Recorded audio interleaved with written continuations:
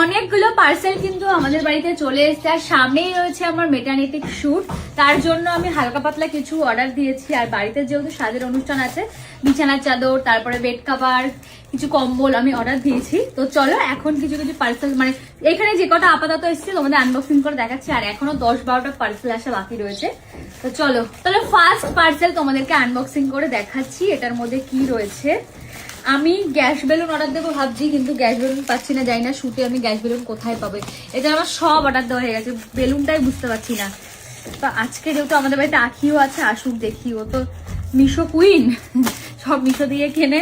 ওকে জিজ্ঞাসা করবো কোথায় কি আছে না আছে।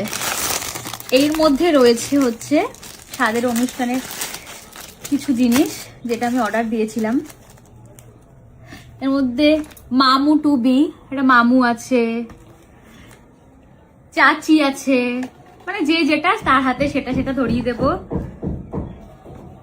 দেখো কত কি রয়েছে এখানে, দাদা রয়েছে, মানে এইটা আমি অর্ডার দিয়েছি ইটস বয়, এটা আমি ধরবো, আর একটা ইটস গার্ল আমার বর ধরবে, মানে আমার বরমশাই।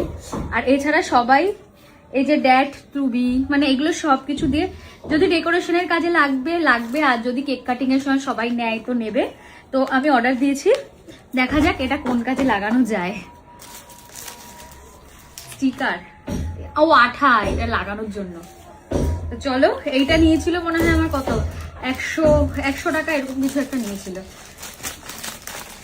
এটা আমি যত্ন করে রাখি, কারণ এটা আমার সাজের অনুষ্ঠানে লাগবে, ডেকোরেশন করব। এই যে এখানে অনেক কিছু ফটো দেওয়া রয়েছে, এমন ভাবে লাগানো যেতে পারে।